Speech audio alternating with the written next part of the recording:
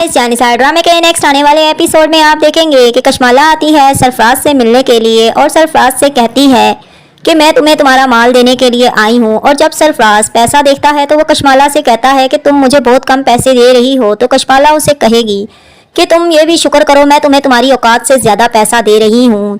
तो सरफराज उसे कहता है अगर नेक्स्ट टाइम तुमने ये किया तो तुम जानती हो कि मैंने शेरवा को जाकर तुम्हारे बारे में सब कुछ बता दूंगा। तो कशमाला उसे कहती है कि फिर तुम अपना भी हशर देखोगे जो तुम्हारा होगा। तो कशमाला उसे फिर से कहेगी कि अगर तुम मेरा एक और काम कर दो तो मैं तुम्हें और भी ज्यादा इससे ज्यादा डबल पैसा दूंगी। तो सरफराज उसे कहता है कि अब कौन सा काम है और पहले तुम्हें मुझे एडवांस देना पड़ेगा। तो वो उसे एडवांस दे ही देगी।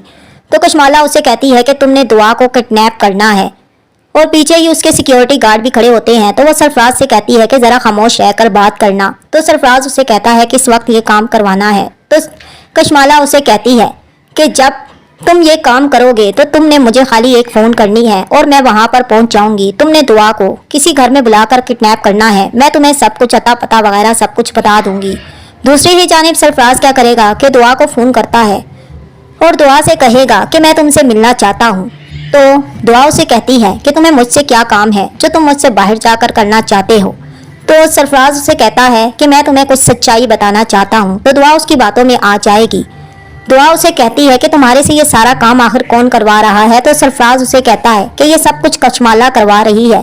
तो वो दुआ को एकदम से अपने शिकंजे में ले आएगा ताकि ये राजी हो जाए। तो दुआ उसे कहती है कि ठीक है तुम मुझे लेने के लिए आ जाना, लेकिन मेरे घर पर नहीं, जरा दूर खड़े होना, मैं वहीं पर आ जाऊंगी।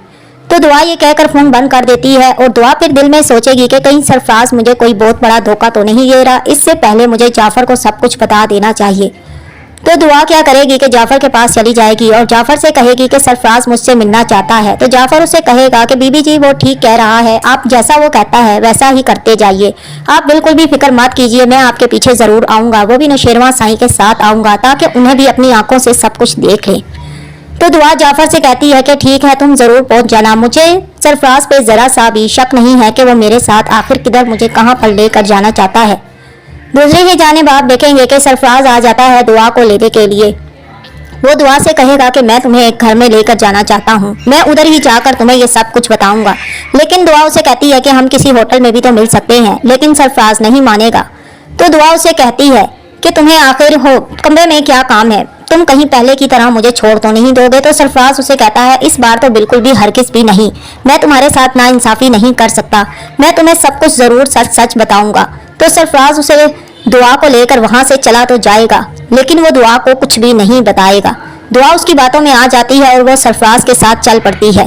दुआ को लेकर जब वो एक कमरे में जाएगा, दुआ पहले तो देखकर घबरा जाती है, लेकिन साथ ही वो सरफराज से कहेगी कि सरफराज मुझे सच सच बता दो कि ये काम किसने करवाया है। तो सरफराज उसे कहता है कि जरा सा तहम्मुल तो रखो, मैं तुम्हें सब कुछ बताता हूँ।